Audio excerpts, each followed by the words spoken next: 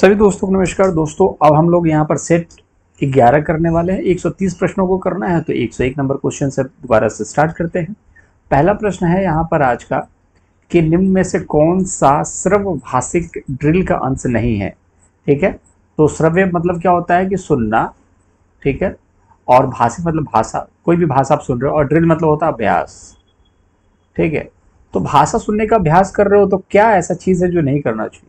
आप अच्छी भाषा को सुनते हो, आदर्श भाषा को सुनते हो, ये ठीक बात है, सुनना चाहिए, अच्छी चीज़ों को सुनना चाहिए।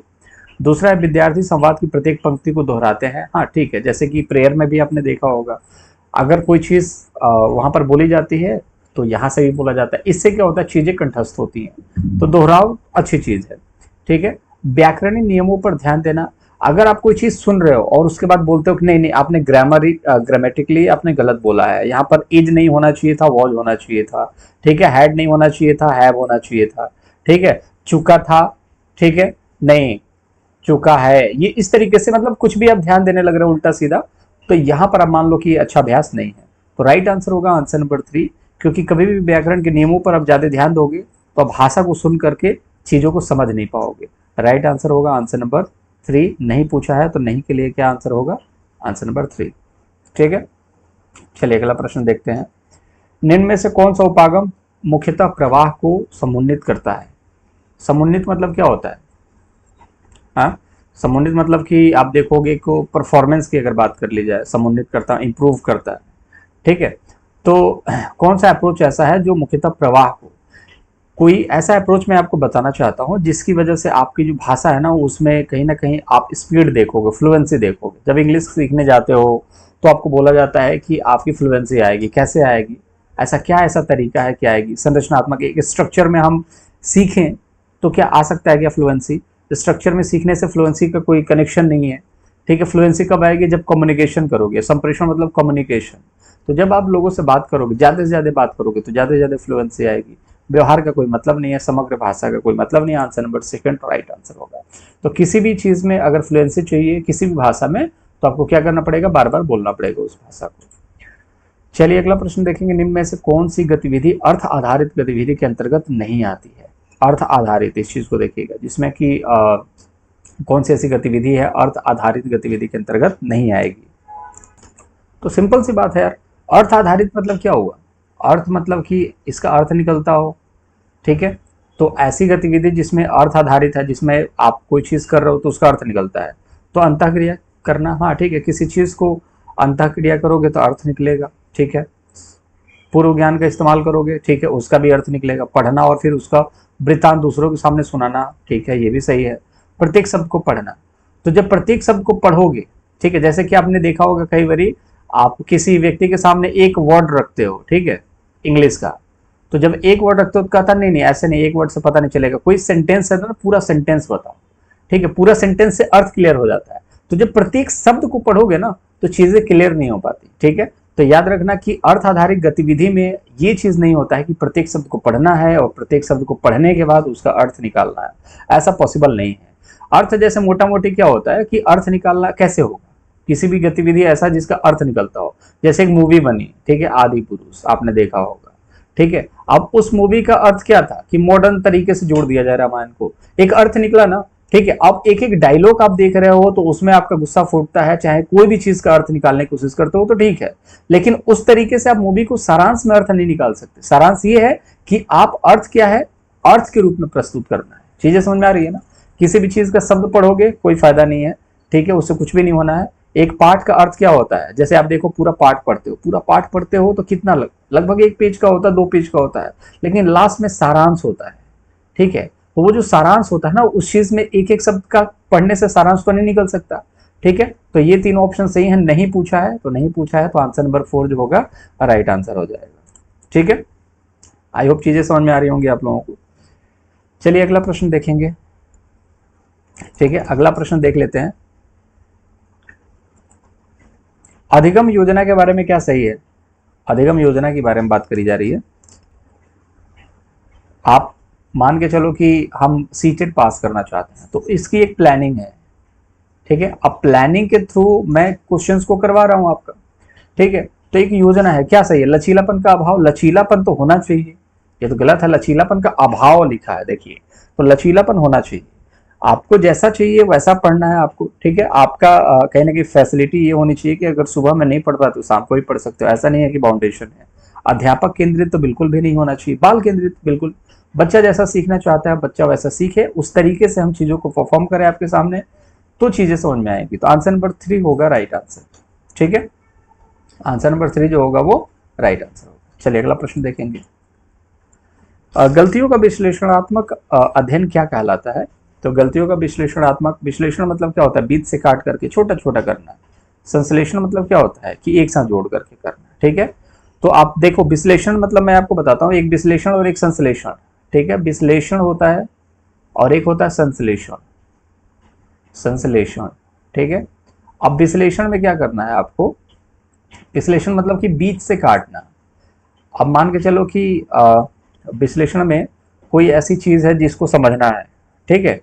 जैसे 100 को समझना है, तो विश्लेषण में कैसे समझोगे?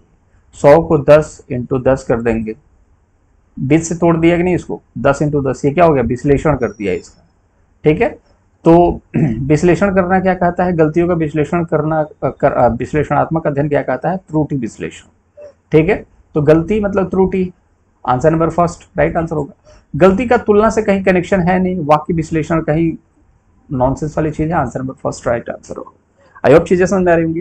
विश्लेषण बीच से काट देना मतलब कि 2 है तो एक एक करके, तो इस तरीके से विश्लेषण किया जाता है, टुकड़ों में तोड़ करके। या संश्लेषण में अगर टुकड़े में है तो उनको समेट देना, संश्लेषण मतलब स से समेट देना, एक में कर देना, ठीक है।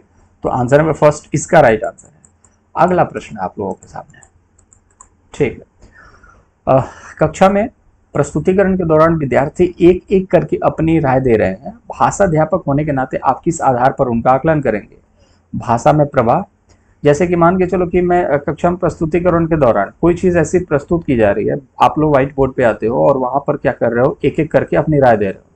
तो भाषा अध्यापक होने के नाते मान लो मैं टीचर हो गया हिंदी का, अब मैं आप लोगों का राय देख रहा हूँ भाई, कौन कैसा दे रहा है, और अध्यापक होने के नाते मुझे किस तरीके से उनका आकलन करना चाहिए।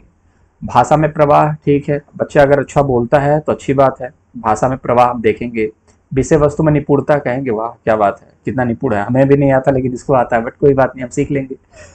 टीचर ऐसा नहीं है उसको हमेशा हर चीज़ आता हो, ठीक है, कुछ चीज़ें सीखता है बच्चों से, क्योंकि इसी तरीके से तो होता है इन्वायरमेंट में सीखना। तो विषय वस्तु में निपुणता, ठीक है। विभिन्न लेखकों के कथन, अब ये जो चीज़ होती है ना, विभिन्न लेखकों के कथन, इसका कहीं ना कहीं कोई कनेक्शन नहीं है। अब किसी ने क्या कहा, किसी ने प्रेमचंद ने क्या कहा, हरिश्चंद्र ने क्या कहा, इससे कोई मतलब नहीं। हम इन सभी चीजों के आधार पर आकलन थोड़ी करेंगे, ये तो रटने वाली विद्या होगी। और रटन विद्या को हम क्या कहते हैं? डिनाई करते हैं, इनकार करते हैं, मना करते हैं कि हम ये चीज को एक्सेप्ट नहीं करते। प्रस्तुतिकरण, ठीक है, कि आपका रिप्रेजेंटेशन जो है वो कैसा है, कैसा प्रेजेंट करते हो, क्या क्या पॉइंट्स आपने लिखे हैं, तो ये सारी चीजें इंपॉर्टेंट है। लेकिन कथनों के बारे में आकर के बोलते हो कि प्रेमचंद ने ये कहा, मुंशी प्रेमचंद ने ऐसी ऐसी बात कही थी, ऐसी ऐसी किताबें लिखी थी, और उसके बाद उनके कथनों को सिर्फ बताते हो, हरिश्चंद्र के कथनों को बताते हो, तो इन सभी चीजों को आकलन में नहीं रखा जाता है, ठीक है। तो आंसर नंबर ए, बी और डी सही होगा, सी गलत होगा। सी यहाँ पर भी है, यहाँ पर भी, यहाँ पर भी है, तो सी गलत हो गया। आंसर नंबर 4 होगा राइट आंसर। अगला प्रश्न देखते हैं। निम्न में से कौन सी पारस्परिक शिक्षण की प्रक्रियाएं हैं? ठीक है, पारस्परिक शिक्षण की प्रक्रियाओं में देखेंगे अनुमान लगाना, प्रश्न करना, स्पष्ट करना, सारांशीकरण, ठीक है। तो सारा पारस्परिक शिक्षण में होता क्या है? यहां पर आप देखेंगे एक साथ मिल करके काम करना, एक साथ मिल करके किसी प्रक्रिया में भाग लेना। तो हम जब एक साथ मिल करके कोई चीज करेंगे तो सबसे पहले हम लोग क्या करेंगे? अनुमान लगाएगा, हर व्यक्ति अपना अपना अनुमान लगाएगा। सबसे पहले आप मान लोगे क्या किसी चीज को? किसी चीज के बारे में जब आप चर्चा करोगे तब तो मानोगे, ठीक है। तो पहले माना नहीं जाता किसी चीज से, मानना तो आखिरी है, ठीक है। अगर मान लिया तो मान लिया, ठीक है। तो ये तो होने से रहा। कल्पना करना, ठीक है, उसके बाद प्रस्तुति। कल्पना करने के बाद तुरंत प्रस्तुत कर दोगे तब तो ये भी बहुत बेकार चीज है। कल्पना किया तुरंत प्रस्तुत कर दिया, ठीक है। प्रश्न किया ही नहीं कि उसका उत्तर क्या होना चाहिए, ठीक है। विचार करना, अभिव्यक्त करना, मॉनिटरिंग करना, ठीक है। विचार है, अभिव्यक्ति है, ठीक है, मॉनिटरिंग करना और सारांशी करना, ठीक है। तो विचार करेंगे हम आपस में एक दूसरे के साथ विचार करेंगे, फिर अभिव्यक्त करेंगे।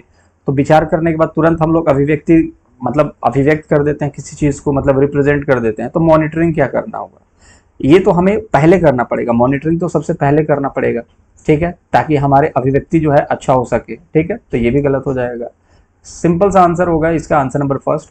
और आपको साफ साफ दिख भी रहा है कि पहले अनुमान लगाएंगे फिर प्रश्न करेंगे, प्रश्न करेंगे तो प्रश्न में जो त्रुटियां होंगी उसको स्पष्ट करेंगे, और स्पष्ट करने के बाद एक सारांश निकलेगा, और यही चीज होती है आपकी पारस्परिक शिक्षण की प्रक्रिया।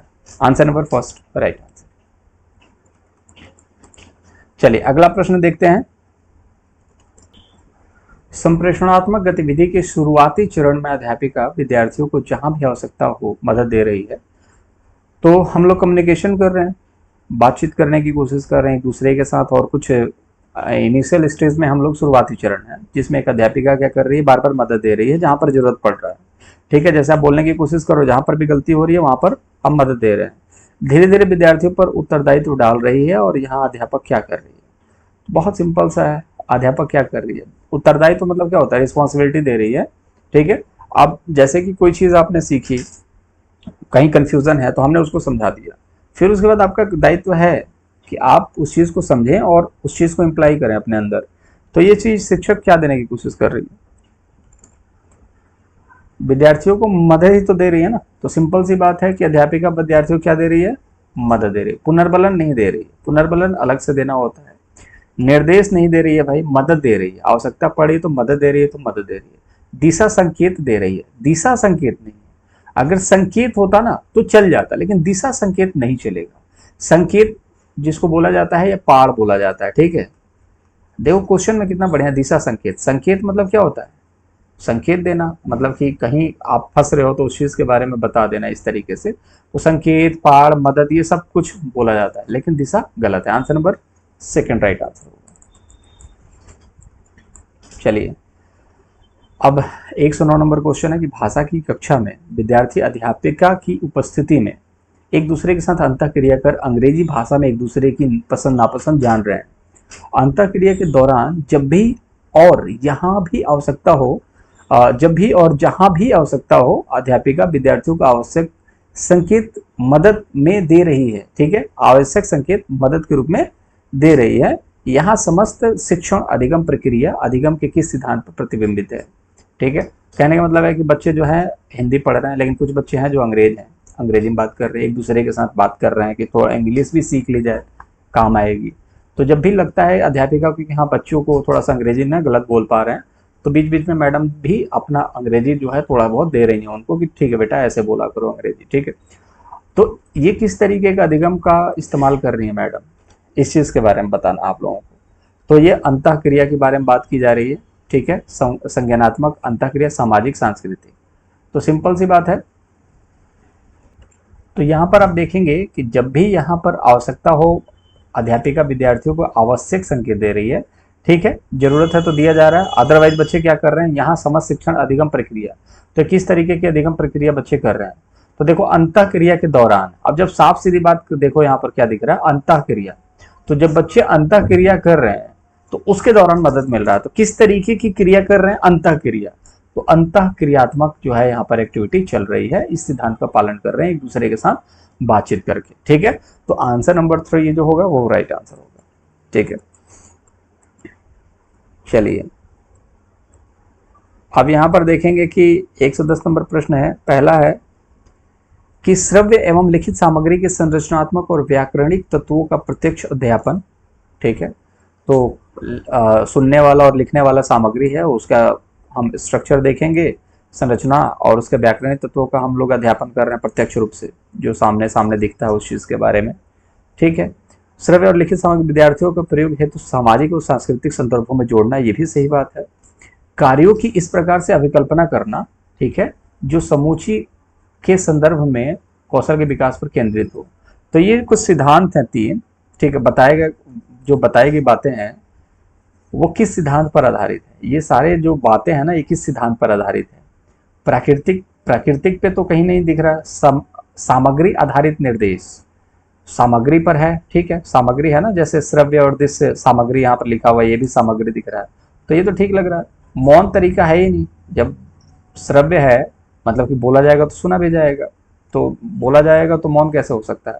कार्य आधारित भाषा शिक्षक, तो कार्य आधारित कहीं है ही नहीं यार, यहाँ पर कार्य की क्या बात की जा रही है। यहाँ पर तो ये सिर्फ ये है कि आपको उन सभी चीज़ों के कहीं ना कहीं आप देखोगे जो भी चीज़ें हैं उनके बारे में एक निर्देश देने की बात की जा रही है कि इस तरीके से बच्चों को पढ़ाना है ताकि अच्छी तरीके से उनको एजुकेशन मिल सके।